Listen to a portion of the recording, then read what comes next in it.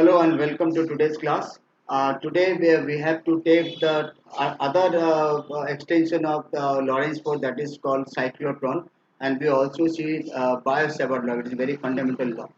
Okay, and we also see if there is any relevant application of those. What is cyclotron? ऐसे नाम से लगता है cyclone से जैसे लगता है.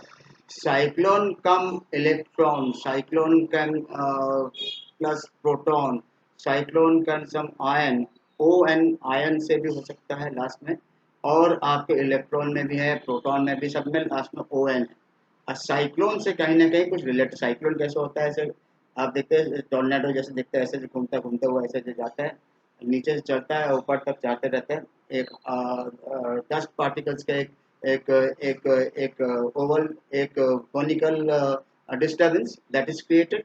A similar type of thing is held in that is called cyclotron, which is definitely which can work in the principle of motion of charged particle in electric and magnetic field. एक खास बात यहाँ पर है, here the electric field is alternating, AC current डाल देते हैं electric field की जगह, डीसी नहीं, और मैग्नेटिक फील्ड एज यूजल जैसे होता है वैसे ही.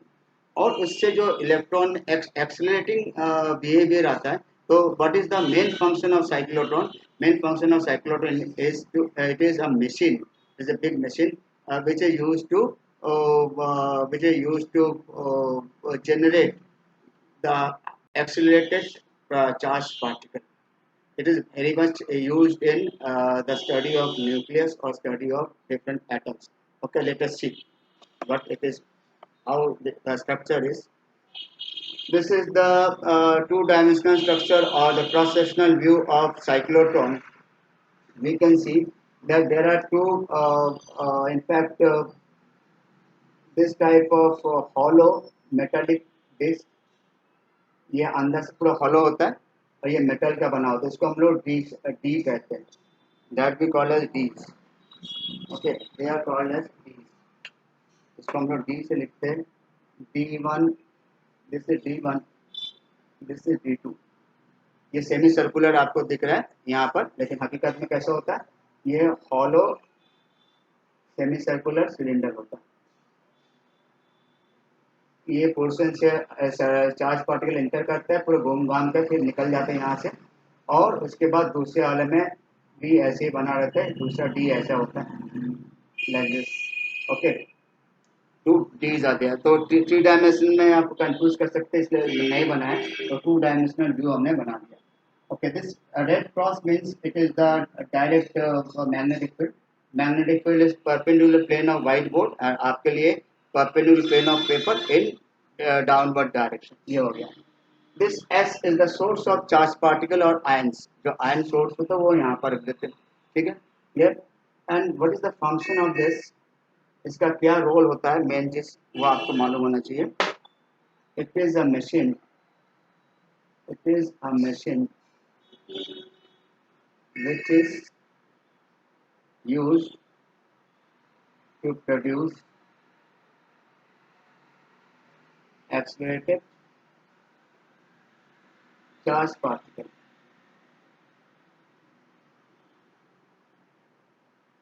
यानी कि चार्ज पार्टिकल को एक्सीलरेट करने वाला मशीन है, बहुत बड़ा सा होता है. साइक्लोट्रॉन हर जगह मिलेगा भी नहीं.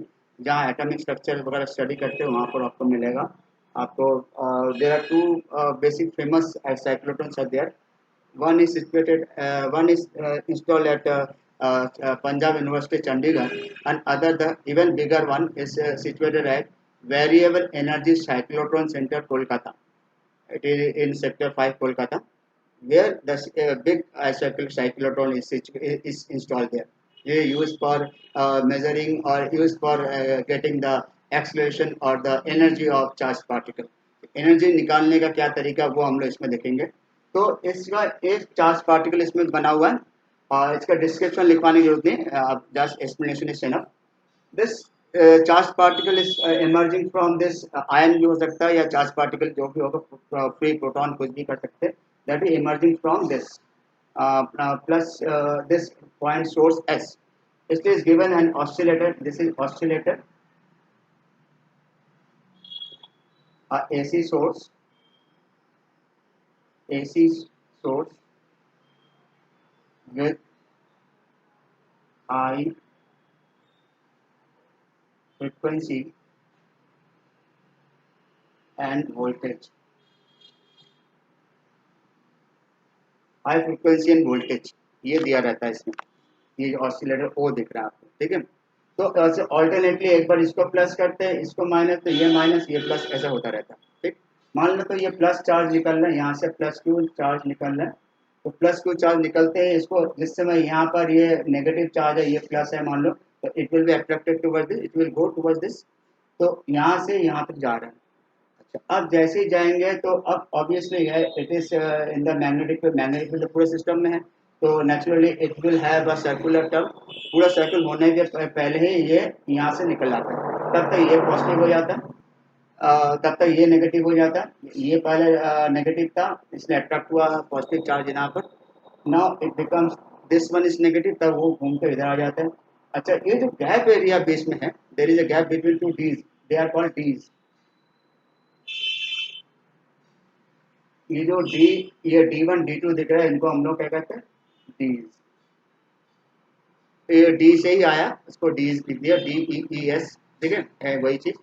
तो अब ऐसे घूमकर जैसे एक चक्कर आते ही यहाँ पर जैसे क्रॉस कर गया, then it is directly expose to electric field, electric field क्या होगा, इसको एक एक्सलेटिंग इस पर फोर्स लगाएगा, इससे एक्सलेशन हो जाएगा, फोर्स क्या होगा QV, तो QV लगने से इसमें एक्सलेशन आ जाएगा था, और ये ज़्यादा इसका रेडियस चौड़ा होकर फिर इसमें आएगा।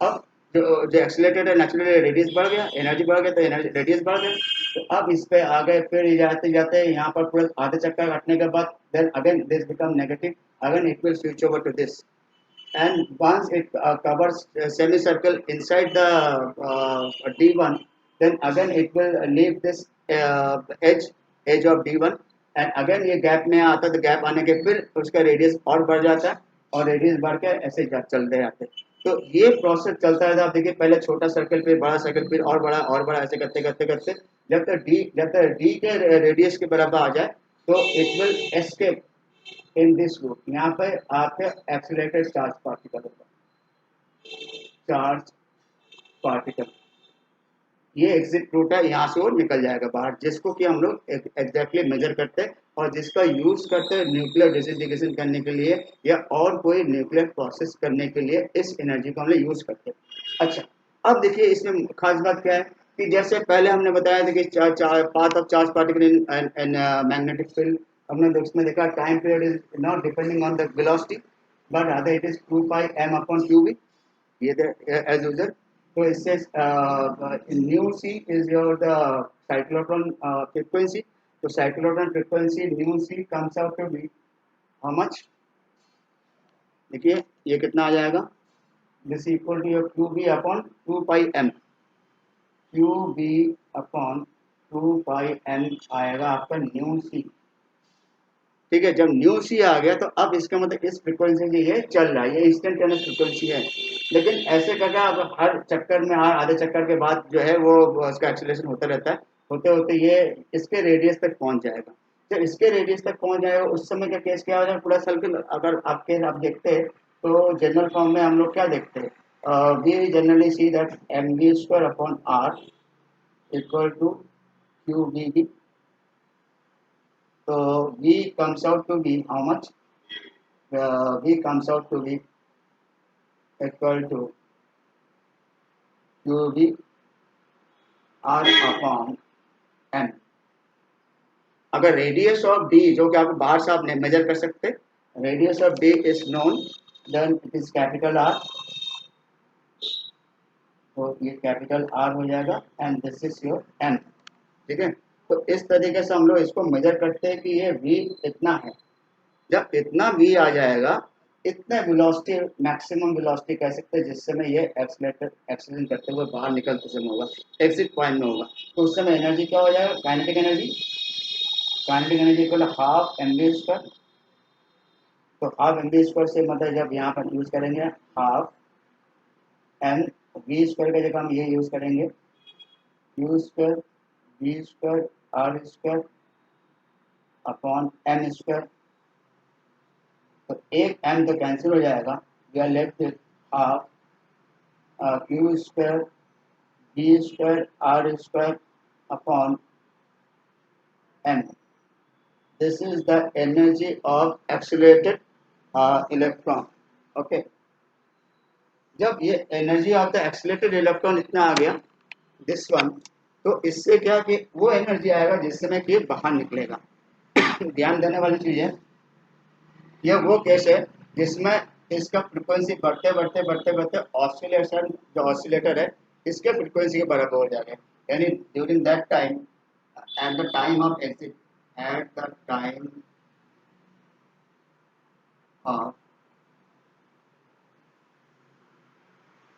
एग्जिट क्या हो जाएगा, nu O nu C equal to nu O, oscillator का जो फ्रीक्वेंसी है ये दोनों इक्वल होगा।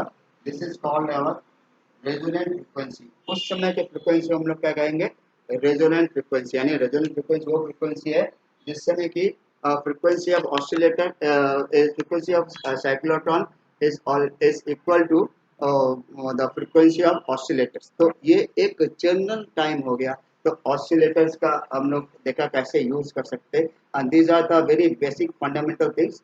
इससे ज़्यादा आपको इस पर जानने की जरूरत नहीं है। इसके बाद हम लोग क्या देखते हैं नेक्स्ट, ये हमारा लॉरेंस फोर्स का सिस्टम यहाँ तक खत्म हो गया। Next we will take the most other important thing that is called as Biot Savart law. No let us take Biot Savart law. तो बायो-सेवर्ट लॉ क्या होता है, अभी तक हम लोग ये देखा कि एग्जिस्टिंग फील्ड में कोई एग्जिस्टिंग मैग्नेटिक फील्ड में अगर कोई चार्ज पार्टिकल मूव करते then it will experience a Lorentz force. इसके आगे का फॉर्म में हमने क्या देखा, when a current carrying conductor is placed in a magnetic field then it will experience, the entire conductor will experience a Lorentz force। वो हमने entire conductor will experience a Lorentz force, that each charged particle will experience a Lorentz force, so that we will have a general force F is equal to IBL sin theta like that। वो सब आपका उसी point से आ रहा है जहाँ पे हमने लॉरेंस फोर्स को डेवलप डिफाइन किया था, और ये भी बताया था कि Lorentz force in the electric and magnetic field जब होता है तो electric field and magnetic electric force and magnetic force they are mutually perpendicular, so that at the time of equilibrium that is F is equal to V equal to E by B, वो भी बता दिया velocity कैसे निकलता है, वो हमने calculate कर दिया। अब ये बायो-सेवर्ट लॉ यहाँ पर क्या है कि मैग्नेटिक फील्ड को जनरेट करना है। जैसे हमने कहा कि व्हेन अरिस्टोटल के एक्सपेरिमेंट में क्या था, when current passes through conductor then it expresses a magnetic field around that conductor. यहाँ पर क्या लिया उन्होंने, स्ट्रेट लाइन नहीं लिया। According to Bayard and Savart, what they take, that they have taken this irregular type of wire, and where I current is allowed to flow, and any point P where we have to find the magnetic field, we have to find the magnetic field। तो इसका derivation वगैरह नहीं है, इसमें simply उन्होंने कहा कि this magnetic field is directly proportional to, इसको dB लिखेंगे, this magnetic field is directly proportional to the amount of current, number one। Number two, this magnetic field is directly proportional to dl sin theta, where dl is taken as the small element of the bigger current conductor। xy current conductor है, उसमें छोटा सा देखिए, आपने आपको जरा देखिए close up देखिए, ये जो ये आर एस जो दिख रहा है छोटा सा डी एल लेंथ का है, तो ये इसका एलिमेंट कहते हैं, करंट एलिमेंट। तो is proportional to D L sine theta, where theta is the angle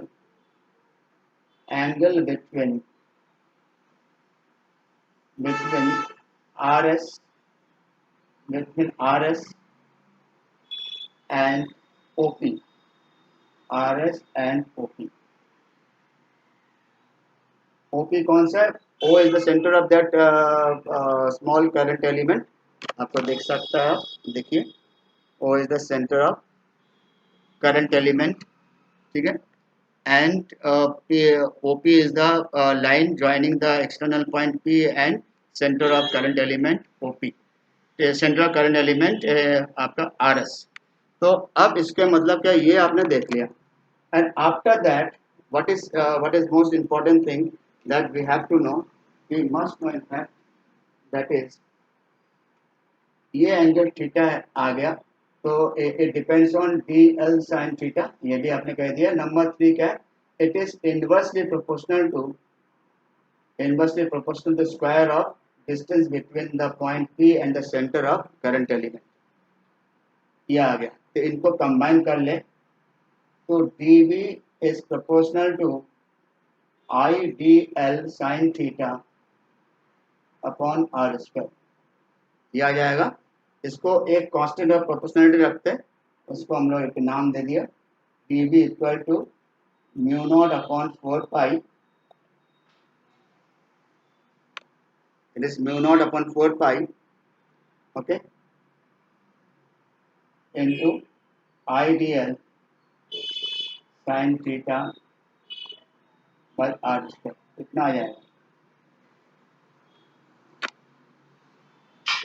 ठीक है, इतना आ जाएगा आपका डी वी। तो इतना क्या, म्यू नॉट अपॉन 4 पाई, ये पूरा कांस्टेंट है। इसको हम मैग्नेटोस्टैटिक कांस्टेंट जैसे इलेक्ट्रोस्टैटिक कांस्टेंट होता है 1/4 pi epsilon not, 1/4 pi epsilon not जैसे लिखते हैं वैसे यहाँ पर म्यू नॉट अपॉन 4 पाई लिखते हैं।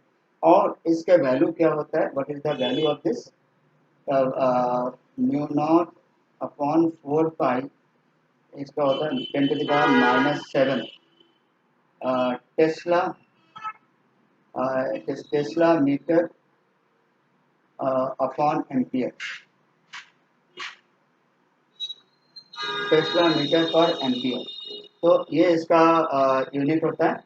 तो अब आप देख सकते हैं कि ये होता है mu naught is permeability of free space, it is called as permeability of free space, mu naught permeability of free space. तो इससे हम लोग क्या निकालते हैं, इस फॉर्मूला को यूज करके हम लोग कोई भी इस सिचुएशन में इलेक्ट्रिक मैग्नेटिक फील्ड निकाल सकते हैं। जैसे एक सर्कल के सर्कुलर लूप है, उसके सेंटर पर निकाल सकते हैं, एक सर्कुलर लूप के एक्सिस पर निकाल सकते हैं, एक स्ट्रेट लाइन है, स्ट्रेट करंट कैरिंग कंडक्टर, उसके आस अराउंड निकाल सकते हैं like this, but state current conductor के जो magnetic field निकालना, that we have to take only in ampere circular law, that is not possible, that is not there in the syllabus। उसको कर सकते हैं, it is a long mathematical part but that is not in this case। आपको Biot-Savart law क्या ये मालूम होना चाहिए, जैसे magnet electrostatics begins with Coulomb's law, ऐसे magnetostatic does not begins with Lorentz force, remember it begins with Biot Savart law. ठीक है, उसमें फोर्स का अगर बात करते हैं कि नहीं, कूलम्स लॉ में तो फोर्स से स्टार्ट किया, इलेक्ट्रिक फील्ड का जनरेशन नहीं किया था। तो उसके हिसाब से अगर देखें तो Lorentz force is the beginning point of magnetism.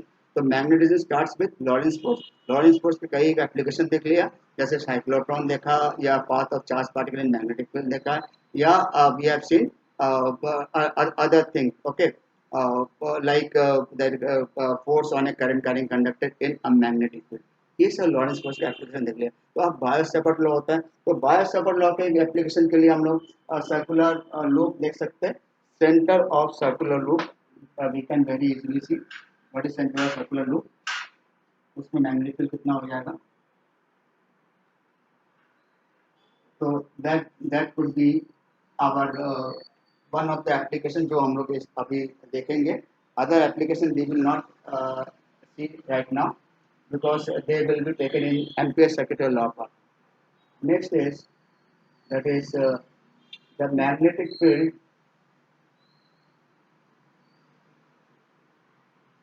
at the center of a current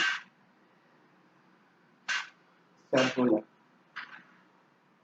loop। तो ये एक करंट लूप दिख रहा है जिसमें आई करंट जा रहा है, इसका रेडियस दे रखा है, ये आई करंट है, आई करंट यहाँ से एंटर करते यहाँ से निकलता, इसका radius is given S R and we take a small element R S यहाँ पर ले लेते हैं जिसका लेंथ है डी एल। ठीक है, तो इसके Biot Savart law, from Biot Savart law हम लोग क्या निकाल सकते हैं, D B equal to mu naught upon 4 pi I dl sin theta upon R square. अब एक चीज ध्यान देने वाली चीज है, यहाँ पर जो डी एल और सॉरी आई डी एल जो लिखा हुआ है साइन थीटा, तो ये थीटा क्या है, angle between D L and आई।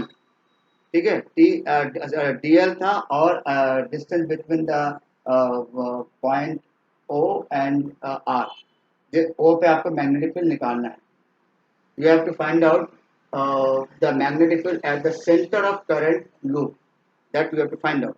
तो ये तो नेचुरली करंट तो ऐसे टेंजेंशियल ही जाएगा, तो नेचुरली 90 डिग्री है, थीटा इज 90, तो अगले स्टेप में ये रहेगा ही नहीं। तो we can have mu naught upon 4 pi I D L upon R square, this is your D B. therefore B, the total magnetic field, mu naught upon 4 pi I upon R square, this is D L. And D L क्या हो जाएगा पूरे circle के लिए, 2 pi R, this will be equal to your 2 pi R mu naught upon 4 pi I 2 pi R upon R square. एक R cancel हो जाएगा, एक पाई पाई कैंसिल, 2 कैंसिल, तो mu naught I upon 2 are.